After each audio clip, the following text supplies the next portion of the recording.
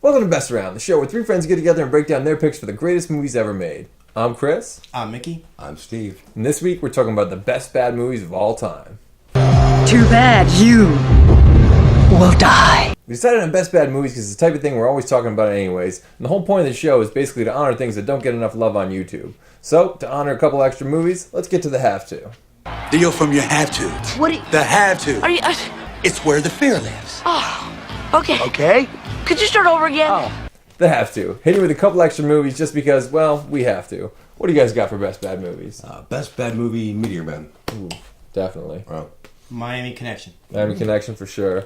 I gotta go Showgirls with Elizabeth Berkley, Perfect with John Travolta, and Ninja 3 The Domination. It just kills me that that movie didn't make my final list.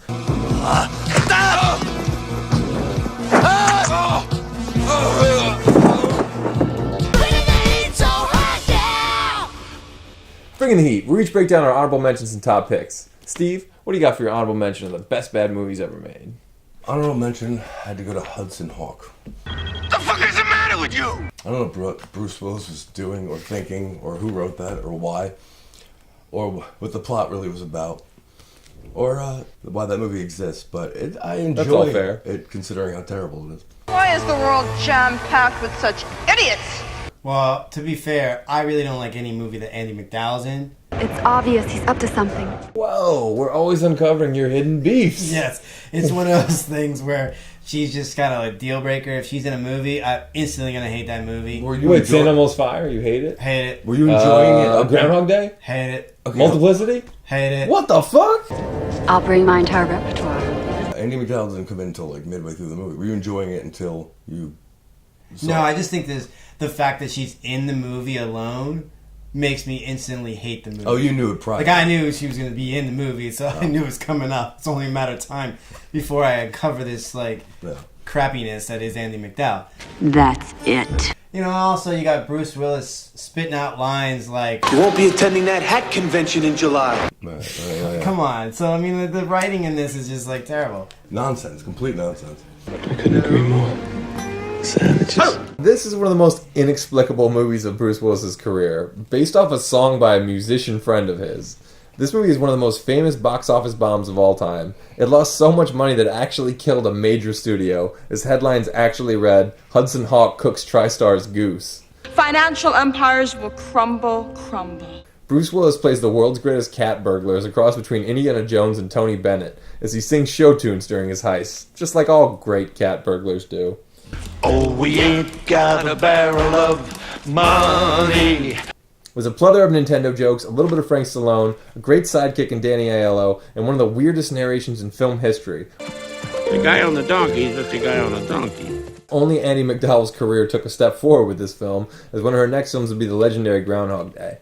Oh, I was afraid you weren't going to drop by. The villains are played to maximum 90s weirdness by Sandra Bernhard and Richard E. Grant, the latter of which devoted a chapter of his book, With Nails, The Film Diaries of Richard E. Grant, to the chaotic production. Grant has also been quoted as saying, "It was a stinking pile of steaming hot donkey droppings, and you are an idiot," to a journalist who told him he liked the film. Wild domination! It's the first and last time Bruce Willis ever received a screenwriting credit, and is generally regarded as a famous bomb. But being 7 to 8-ish years old when the film came out, for some reason I was obsessed with it when it hit VHS. I'm losing respect for you guys. My idea of cool was a show tune singing cat burglar who drank cappuccino and reluctantly trod the globe, butting heads with the mob and the CIA. Guess I can take comfort knowing someone else has a soft spot for Hudson Hawk too. Definitely enjoyed the film more as a kid, but it's still a fun and absolutely ridiculous good time of a bad movie. I guess we see who wears the penis in his family, huh? So, what do you got as your number 3 pick? Okay. My number 3 pick was A Night at the Roxbury. Oh my god! Oh my god! Considering an SNL movie, those usually don't make, box office money. But this one was pretty popular, pretty successful. And, one of Will Ferrell's first, big roles coming out. Is this your first time? Unfortunately, one of Chris Kattan's last, but... Also true. Sad but true. Yes. But the movie in itself is obviously nonsense. It's based off of two guys who can't control themselves in a nightclub in that one specific moment of them getting to the music of being into a nightclub. What did we do wrong? We'll change. To make that into a 2-hour film went exactly as you would think it would go, but I love it for all the wrong reasons. That's a good point. Probably the hardest SNL sketch to adapt to a movie of any sketch that has been done. Like Coneheads, It's Pat, everything else at least leads a little something more. Like these guys just bopped their heads and like they made a movie out of it. I don't know. I can't think of any more. I never really find a lot of the SNL-based movies to be great anyways, but this is just one. I mean, like you said, a skit about two guys bopping their head to What Is Love is just like ridiculous to make a whole movie about that. I mean, like, who in their right mind said like, oh man, this would make an awesome movie? That'd be wild to see. Then what happens after that? Well, they assault women, anyone who comes near. Can you imagine that now? No, that wouldn't be good. That's true. This movie would definitely not ride today during the Me Too era. No. What? I love Night at the Roxbury, and yes, it's definitely a bad movie that's somehow great at the same time. Another film jam-packed with incredible cast from Chris Kattan, Will Ferrell, Molly Shannon, Dan Hedaya, Lonnie Anderson, Richard Grieco, Lachlan Monroe, Colin Quinn, Chaz Palminteri, who chose to go uncredited. What is he up to now? Everyone remembers late 90s club guys with those stretchy t-shirts, obnoxious jewelry, and tons of hair gel. And the Butabi brothers are a perfect embodiment and parody of every one of those dudes you've ever met. Coma what? This was made at a time when it looked like Chris Kattan was going to be the big movie star and Will Ferrell was going to be the sidekick, and somehow it still feels like a mistake to me that it didn't happen that way. Well, I'm glad you shared that with me. It's a big step for both of us. The world needs more Chris Kattan and more movies like Night at the Roxbury. Solid pick. What's your number 2 pick? My number 2 pick is Once Bitten. You couldn't have. It's a really early on Jim Carrey movie where he plays a teenage vampire who recently had just been bitten and is now trying to deal with changes and keeping his girlfriend and parents and everyone out of the loop. Hey, come on, tell us what happened. Blow by beautiful blow. It's stupid that, of course, there's a vampire cult that he has to battle against. I don't know. Nobody knows. It doesn't really matter. You don't know? It was great. Jim Carrey's in it, and before Ace Ventura. I find this is an HBO classic. I remember watching this on HBO thinking that this was like the greatest movie ever I had seen at that time.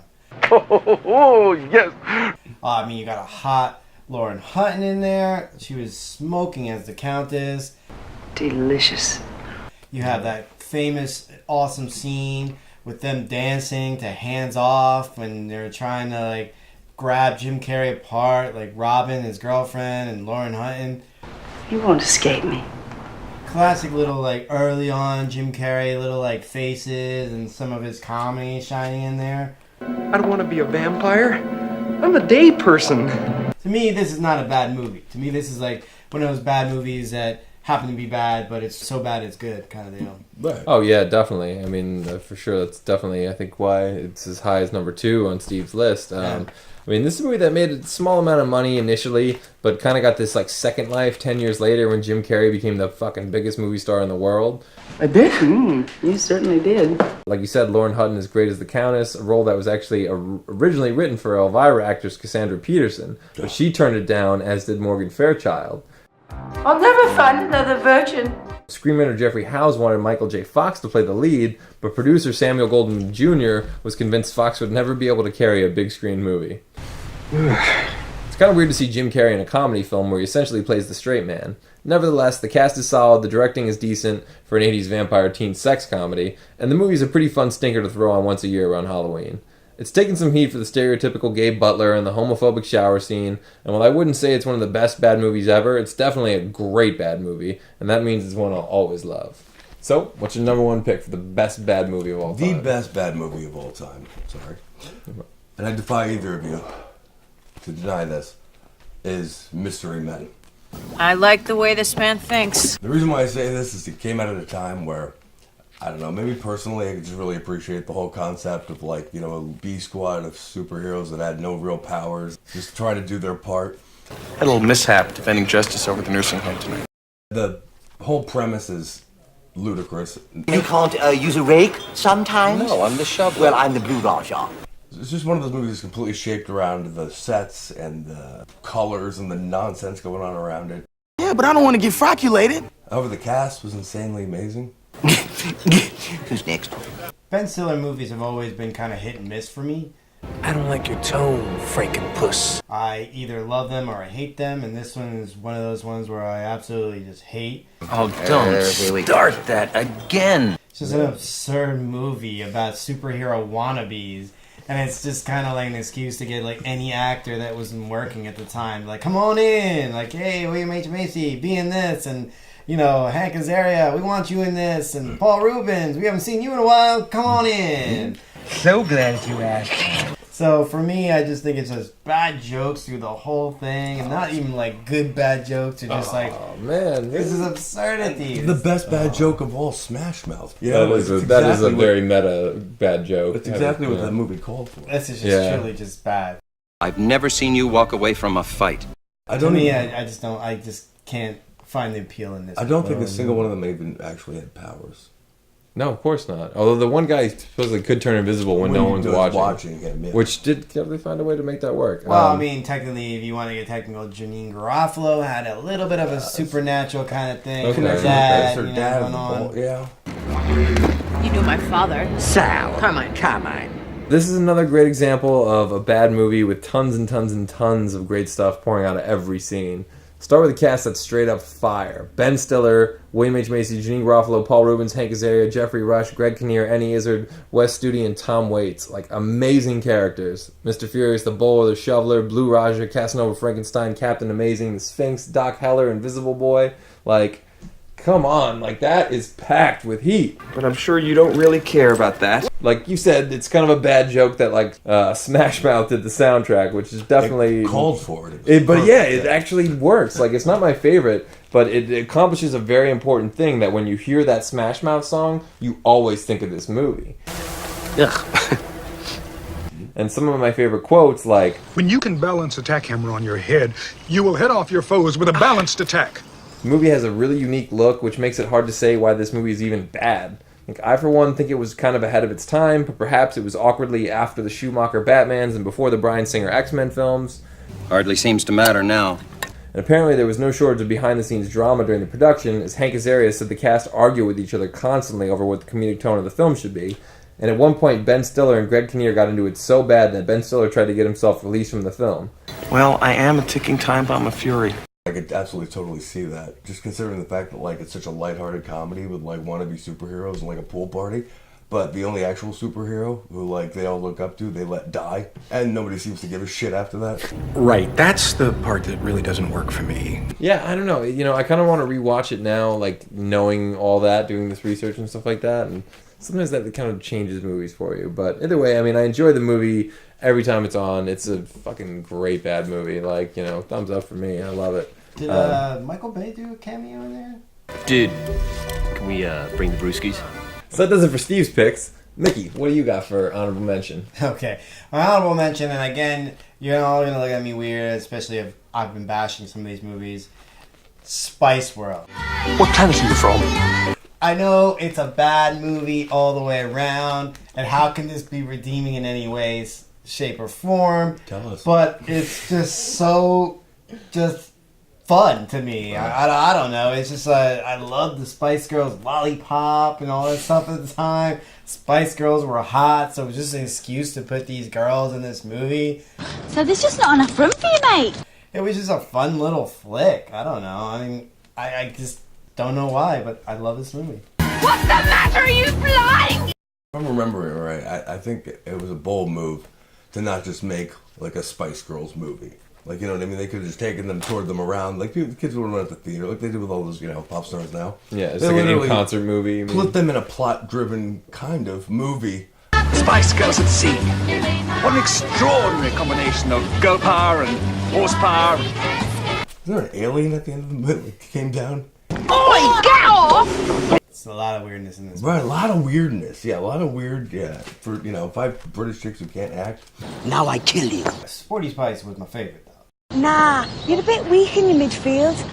I can barely remember which was which Spice. Like I don't know. I just kind of missed the Spice Girls thing at the time, and I remember like being at a party and this movie was on. Did you have sisters? I'm sorry. I mean, no, I'm an only child, so oh, could explain why my picks are the way. I had a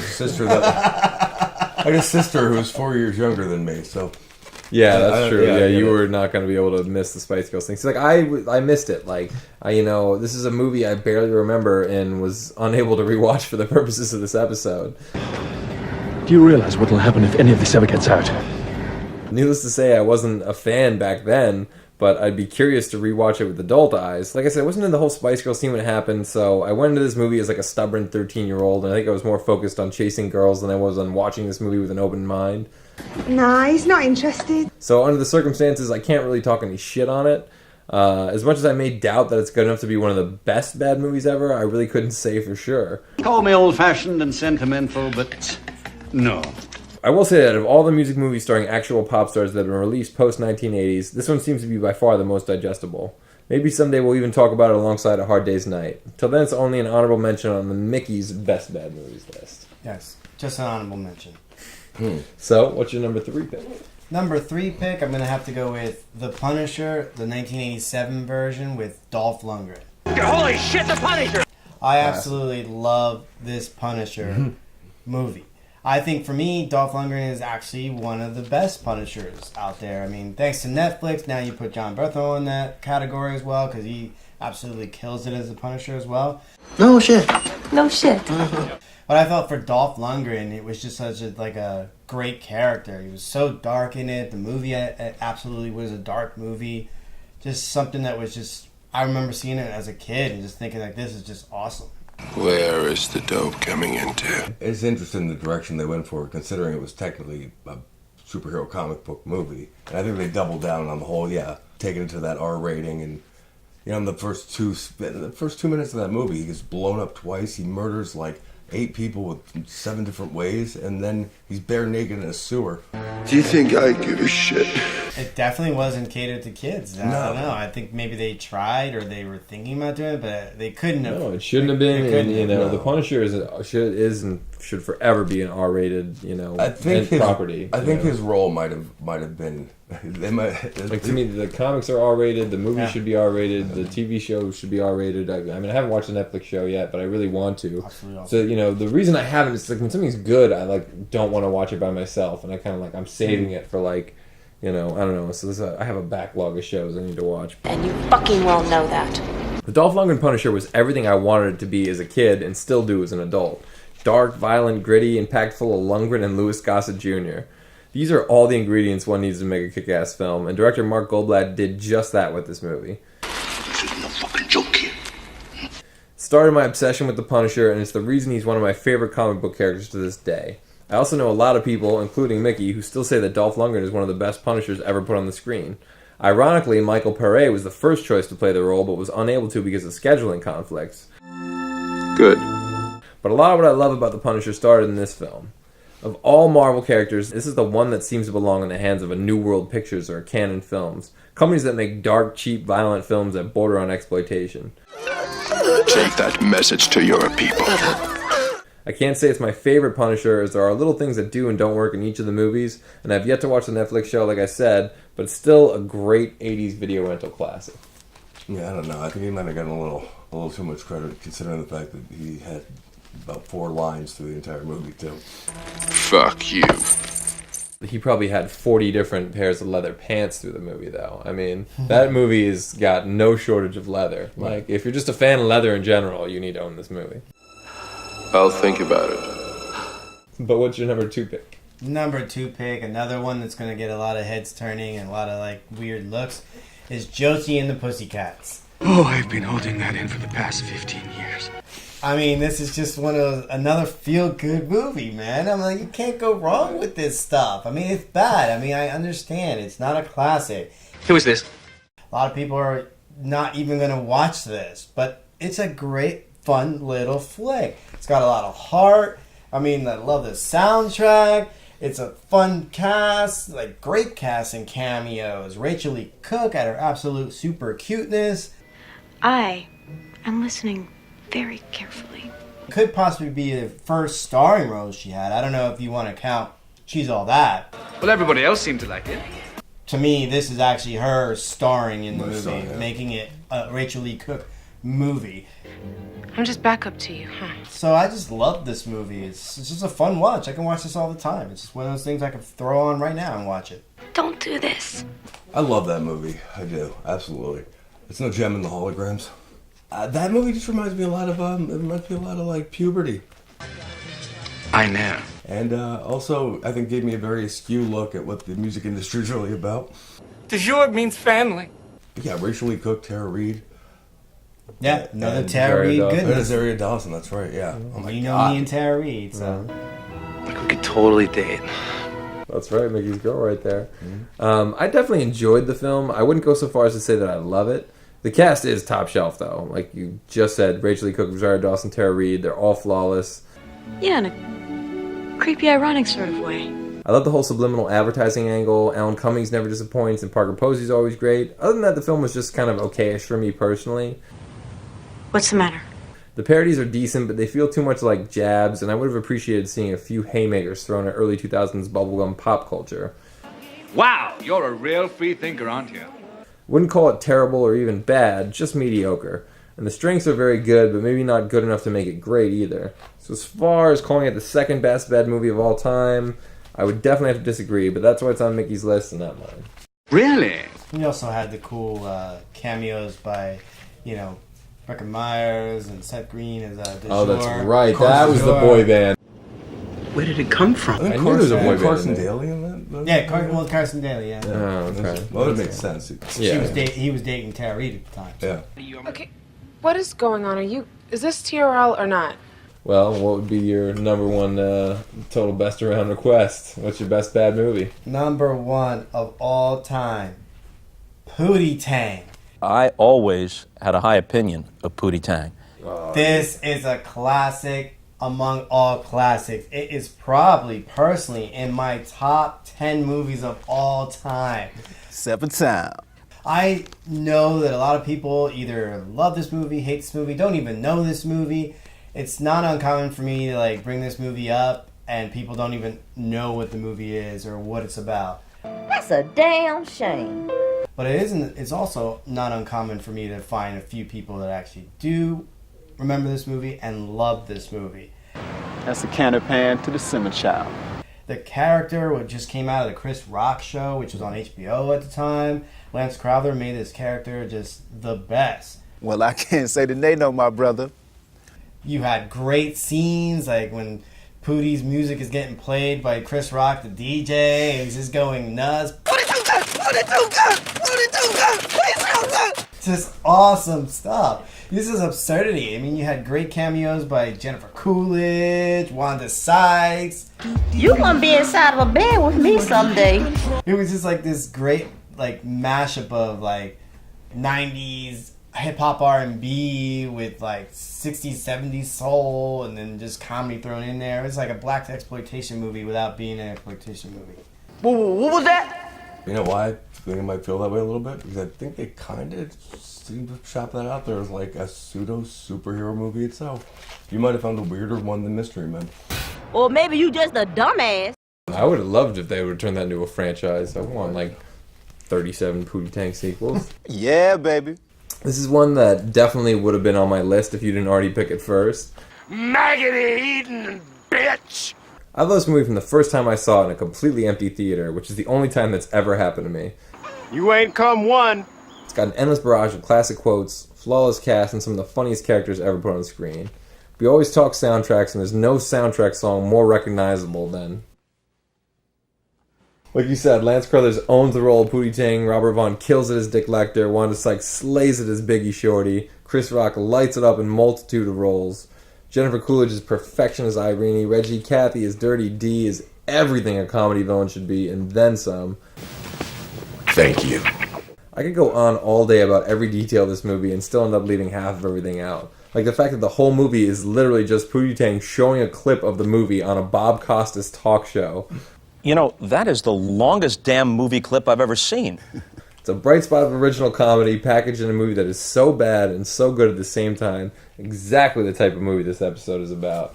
Thumbs up all the way. Now see, that's what makes Pootie Tang a real hero. I actually remember seeing that in the theaters, and I was the only one laughing. It was like, Turn that noise down, damn it! So that takes care of Mickey's list, so I guess I'm up. So bringing it down with my honorable mention, one of the best bad movies of all time for me, the Richard Grieco classic If Looks Could Kill. Look, this is all very cool, but I think you guys are making a big mistake here. You would. You would. Yes, I absolutely would. You would. Well, speaking of somebody who was also a charming class rebel, he was not allowed at his own high school graduation as a senior. And also struggled in French class too, didn't you? I did, and I also had a woman French teacher who was like very much like eyes on you all the time. All the time. You'll barely be able to take a leap without me right behind you. so essentially what you're saying is this movie was made on your life. Right. You know, not the whole like espionage thing and the rest of the plot, but you know, just essentially they had some good looks in the French class. Nasty business. What I'm saying is this movie is absolutely ridiculous and somehow goes above and beyond and doubles down on the plot of Hudson Hawk. That's kind of true, actually. Yeah, and how they can, you know, create gold to make more money for... That was like the early 90s, like, economic villainous plots. So the bad guy, if I remember correctly, he can repurpose gold to be made back into coins with his face on it. So therefore, the government would have no choice but to appoint him in control. To mint the new coin of my empire. There's a lot of weird things going on in this movie. I don't know. Mickey, what do you think about If Looks Could Kill?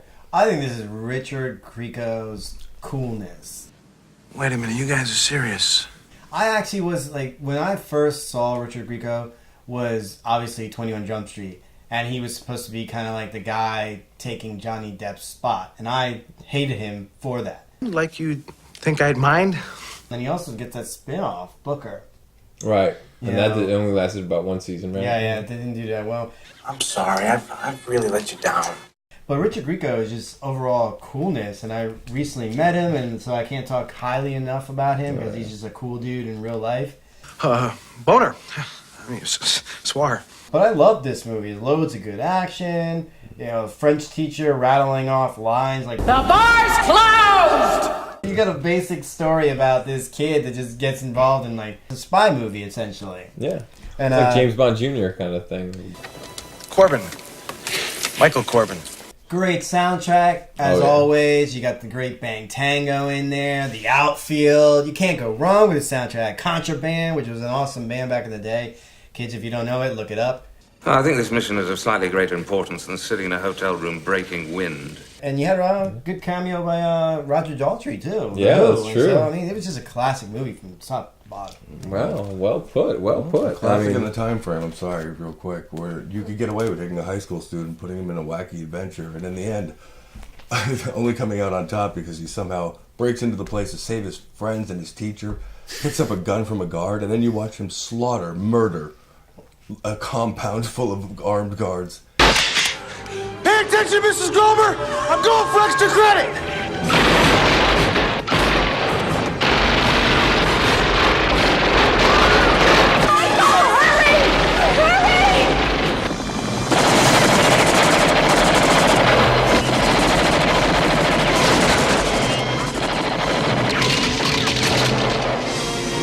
You've got the credit! How can you not love a movie where Richard Grieco plays a high school student mixed up as a CIA agent that has to save Europe from an evil dictator?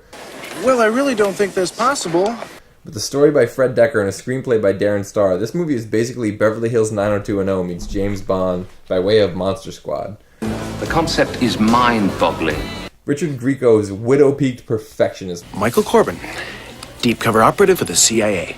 Like, just the plot of that makes me lose it. I love it. Oh, what else could you do?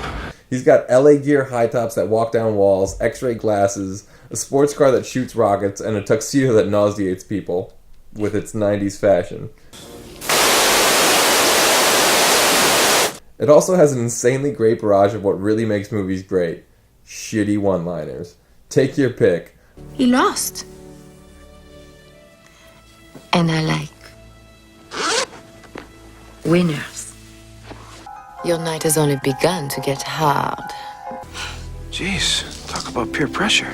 Double your pleasure, double your fun. Looks like he stepped out. Time to cash it in, Steranko! Keep the change. No problem. I'm used to living on the edge. Don't worry. It's all downhill from here. Roger Rees kills it as one of my all-time favorite shitty villains. Steranko. Augustus Steranko. And Linda Hunt of Kindergarten Cop fame plays a great Bond-style henchman. Exactly. The villainous plot is cheesy, but not 1 ounce cheesier than the villainous plot of any actual Bond movie, so it fits the tone quite well. You can't call it a good movie, but you can't say that it's not one of the most fun, ridiculous, dumb adventure movies you'll ever see. No! Moving on to my number 3 pick, we have 1990's Rocky V. God damn. Now, before you guys start throwing tomatoes and horseshit at my face, you make your case as to why this is a terrible pick, and I will defend myself accordingly. Who wants to fire the first shot, because I know they're coming. You a damn fool. It is a bad movie. Like, I mean, as far as Rocky movies go, it is. I don't know. It's a very forgettable, piece in the collection that I'd really not like to revisit. Why did you bring him here? See, I don't know. I think it's memorable because it's the one that no one wants to revisit. I don't know. What do you think, Nikki? Yeah, it's a bad movie in the franchise. It's basically Rocky returning back to not being able to speak well and living back in Philadelphia, so he doesn't have money as well. I should have went to Miami when I had the chance. I'm not going to tell too much of the plot, because maybe you do want to watch this. If you haven't seen Rocky V by now. Yeah, exactly. Yeah. If you haven't seen Rocky V by now, you're probably watching the wrong show. It means that you've suffered some damage to the brain. But it's another movie where Stallone basically gets involved with a bratty kid. I mean, this one being his kid, over the top. But in any event, it's just so annoying. I mean, his kid was so annoying in this movie, and it just makes me just vomit. All right, you guys, come on. No cheap shots. There are some things about this movie that I do love. I wish that the fight was in the ring, like everyone wishes. Yeah, and not oh, my ring is the streets. Yeah, to be the greatest fight ever. Teacher against student, old lion against young lion. I think a couple tweaks you could have made Rocky V into a much more watchable bad movie, but I still think it's great, and I'll make a case for it. Come on! Enough of the fantasy. Let's talk reality. It's a dead-on example of something you absolutely cannot call a good movie. Rocky IV was the greatest party in cinematic sports history. Rocky V is the hangover. Even I could have saw this thing happening. Rocky loses all his money, his house, his cars, his Italian-style motorcycle, and his ability to give political speeches when he finds out his accountant stole all his money and he has brain damage. You see what? He remembers everything. No matter how you slice it, no matter how you direct this film, it's not going to be an enjoyable experience. That is correct. People want Rocky movies to lift them up. This one literally tried to leave them dead in the gutter, as the first script, which was never filmed, involved Rocky dying after the fight with Tommy Gunn. Kinda sick, huh? Getting the rest of the bad out of the way, Tommy Morrison is a lame duck villain in a series of icons that preceded him, and the fact that Rocky Jr. is now 10 years older than he was in Rocky IV, only to be given some awful lines like, Come on, knock that bum out! He took my room! feels tremendously unfair to the late stage Stallone. It's also a downer that this is the last time we see Adrian in a Rocky film, as the series isn't quite the same without her. I know how you feel. But the acting is the best of the Rocky series. That's right.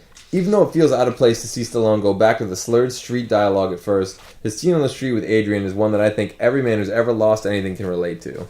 That one scene is Stallone's best acting as Rocky and Talia Shire's best acting as Adrian. No, come on, nobody says that. But there's other stuff in here that's great. Richard Gant's George Washington Duke is piping hot fire with speeches like, Do you like feeling hard up? Do you like reaching in your pocket and only feeling your leg? Well, do you? I didn't think so. You represent the dreams of the long shots, the little people, the never wills that identify with you. And identification is the key to public success. You're a true champion, a true product of the people. Don't sell it. Sell it while there's still buyers. They ain't gonna last forever. You say you're a fighter, then fight. You say you want a champion's due, then do it, and I'll make you so much money you can swim in it. You can swim, can't you, darling? There's also a director's cut worth mentioning that, though still flawed, is a much better version of Rocky V. Well, yeah. It removes the awful New Jack Swing Go For It song and cheesy lines like He Took My Room, which were obviously added in overreactionary reshoots after a test screening. Yeah, I read something like that. In short, Rocky V sucks, but it's still awesome. It would have been a horrible ending to a beloved franchise, but now that it's just one downer installment, there's a lot to enjoy in it when you're in kind of a downer mood. He's really taking this hard. Still, I think it's a great bad movie. Coming to my number 2 pick, we have Eddie and the Cruisers 2, Eddie Lives. Forget it, kid. Eddie Wilson's dead. I love those movies. And Eddie 2 is the best contrast to the first one they could have possibly put out. This should be funny. This should be completely hilarious. Anything you couldn't have ever gotten from the first one, you got in the second one. What are you talking about? You know what I mean? You literally got to watch him start over from scratch, form a band, do it all with secrecy, and keep it all hush-hush. And the only part that gets me is that part. I don't get it. Because if you really think about it, he decided that he was going to go back into music. This is a terrible way to think about this movie, but Eddie knows the entire time, this band's going to be fine. Like, at some point, I'm going to catch a quick shave, and we're going to be the biggest thing on the planet. They don't know that. They don't know, but he has to know that. Yeah. Like, you could all die tomorrow. I'm still good. We got a long way to go, kid.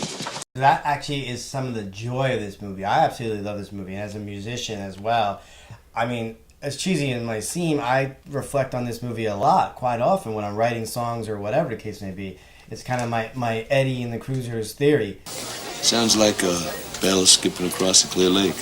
Just the fact that he was just a flawed musician in a way. I mean, he never had confidence in his own music. That's why he never really figured that he would amount to anything. Because, I mean, yeah, he became popular and everything else like that. But he also felt that anything he did wasn't the greatest thing. And I won't shortcut the music. But that's the whole catch. That's what made him strive to make it so great. Yeah. That's why I mean, he was so hard. And I could feel it. Well, it's hard. I mean, you had just the awesome scenes of him choosing the band after he found Rick the Killer Diesel. I love the which scene. I love. No, it's the most unrealistic, like, putting together a band scene ever. What sort of music are we talking about? The real kind, man. In. How else would you recruit members, though, back in the day? But you'd have to do that. You'd have to go to the club and pick the biggest, flashiest, most Well, that's talented. basically Sunset Strip. Yeah, then Sunset Strip bands back in Hollywood back in those pick days. out, like, the That's one how guy- they found out. That's how they found their players. Rick tells me you're looking for a serious dude. I should tell you, I'm never serious, except with these. I do love it when he gets him and he's like, stop that showing off bullshit. Music's gotta live, man. It's gotta breathe. That scene has more to say about being creative and like playing music than maybe any scene I've ever seen in a film. People talk about movies like Whiplash where they sort of treat music like it's lifting weights or like you're training for a Rocky movie, but that has nothing to do with creativity. You dig down deep and touch something like that, people are gonna listen. They'll listen to you because you got something to say. Not just something to show. The only cheesy part about this is like the band name Rock Solid was pretty cheesy. Oh, yeah. That was kind of like we just gave up. They look like a rock solid. What's wrong with that, man? Every second of this movie is either so bad it's good or so good it's amazing. It's all held together with a late 80s tone of soulful shredding, muscular mustache flexing, and majestic mullets. This movie is literally the best music movie and the worst music movie ever made at the exact same time. Why it's the worst? Let's start with the band recruiting scene, like you guys said. You couldn't possibly parody that scene to be any funnier. Then there's the rival musician dialogue. Who are you, Buddy Segovia? Who the hell do you think you are coming down here telling me how to play with my band? The names of the band members are life goals for my fantasy street gang.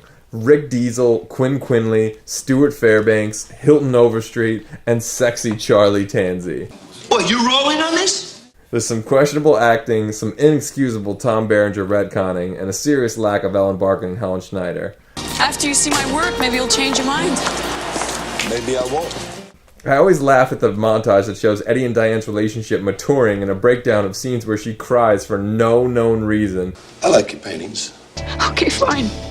And now for the So Good It's Awesome. You can't say enough about John Cafferty and the Beaver Brown Band. For some reason, when they write Springsteen-style rock, they do it even better than Springsteen. Yeah! The soundtrack is absolute fire, even better than the first, and the film feels like a middle finger to record labels and the overproduced sound of the era. I think this guy should drop dead. Even if the film was made just to sell soundtrack albums, it's beloved for a lot more than just that. Yeah, that's right. You should kick it, not step on it. Well, there's the Bible on Eddie and the Cruisers, too. Moving on to my number one pick, we have Howard the Duck. The classic movie bomb. Undoubtedly, one of Earth's greatest minds here. Nothing about this movie makes any sense at all. What's he doing here? Don't get me wrong. I always hold a good, special place. I liked this movie when I was a kid. It's my fault. I got a shoplift at the Little Tyke section of Goodwill. But, also as an alien invasion of one alien, who also happens to be a small duck puppet. And it's pretty much him versus one other alien that's inexplicably here for no reason, and we never know why. Yeah, well, I didn't buy it at first either. I think a lot of it has to do with George Lucas not being able to write women. We all hear that from Star Wars, but if you really look at it, the fact alone that the first part of this movie is in and out of this weird sexual tension between an alien duck and Beverly. This is not what you think. We're just very good friends. Maybe I would have understood the duck was feeling weird things about her, but she was kind of weird with the duck. I just can't resist your intense animal magnetism. There's no place for that, and then it just went right away afterwards, like it was a joke. Like your two friends that made it at a party, and you're like, psst. Got a place to stay tonight? Alright, that scene is a little weird now that I think about it. Yeah, there's no need for any of that. This relationship, it defies all the laws of nature. I love Howard the Duck. Another HBO classic. The first time I saw this, I was pretty young when I saw this as well, so it actually scared me, like the end sequence and stuff like that. He basically had a duck, living in Cleveland, which is like a classic line from the movie as well as him saying, "No one laughs at a master of quack foo." So you had a lot of cheesy one-liners, and I loved it. I loved it for that alone. I loved the concept of just basically a duck rocking out. It's like a bad trip. The tagline of this movie is a perfect representation of itself, which is trapped in a world he never made. Yeah, I always thought that was weird. Yeah. Okay. Does he make worlds? No, none of us do. No. He's just trapped in a world. He's trapped here. Suppose all the movies about characters that are trapped in worlds they made. Well, look, maybe you are trapped in a world you never made, but I got problems of my own. And how can you go wrong with a hot Leia Thompson, too? Oh, you go when you have her seductively hit on a duck puppet. That sounds great. Yeah. Then you had Holly Robinson Peete in the band, too. Oh, yeah. Mr. Duck, you're wonderful. Cherry Bomb is fucking lit fire, dude. That band is incredible. Well, we've been playing in these grungy mungholes, waiting for our big break. One of those movies every kid in the 80s loved, and none of their parents could understand why.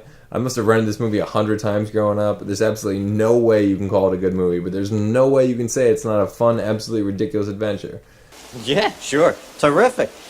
Based very, very loosely on a Marvel Comics character, the film starts out on Duck World, where our hero gets blasted to Earth, Cleveland, like you said, to be specific, where he is met by one of the greatest movie characters of all time, and fuck you if you say anything different, I don't care.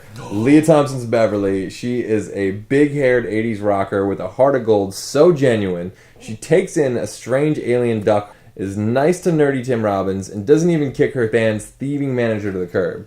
Hey, I'd love to, but we got this damn contract with the sleazoid. For years, I've considered Leah Thompson in this film to be the ultimate peak of the female species.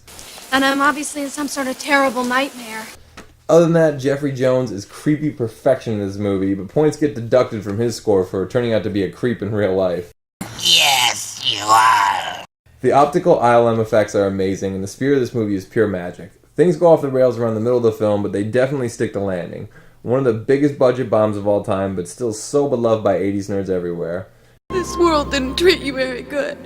Interesting legend surrounding this movie is that supposedly George Lucas was near bankruptcy at the time, having sunk all his money into starting up his companies ILM, Skywalker Sound, and LucasArts. And apparently he needed this movie to up his cash flow. My whole career is falling apart. Even though this movie lost money, things still worked out financially for George Lucas, who made billions on the Star Wars prequels alone. But as much as I love Star Wars, I'll take Howard the Duck over Jar Jar Binks any day. I mean, talk about an identity crisis. Interesting fact, I just read a story where Leah Thompson just said that her and some people that I guess she rounded up did a pitch to Marvel. I heard about this. Howard the Duck, sequel or a Netflix show or Leah something Thompson? like that. Yeah, she did it herself, and she said that Marvel loved it. Yeah, right. I mean, you just get the Howard the Duck drop in Guardians, so I mean, you have that tie-in. This is unreal. Marvel's like untouchable right now. They can make Guardians and Ant-Man, all these things work. I don't think there's any reason that they couldn't make Howard the Duck work. Yeah, I mean, especially if you did like a Netflix show about it. Oh my god, that'd be 13 fucking episodes of that'd that. be awesome. Oh, Howard, 13 episodes of Howard the Duck. Please make that a reality. Oh, yeah. That would be amazing.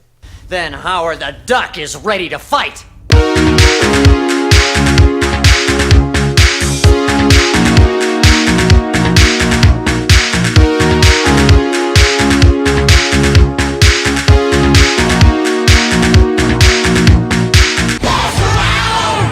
So the votes are in, and we concluded the best bad movies of all time are Pootie Tang, Eddie and the Cruisers 2, and Mystery Men. Once again, I'm Chris. I'm Mickey. And I'm Steve. Be sure to tune in next time when we're talking about the best dark Christmas movies. Later, guys.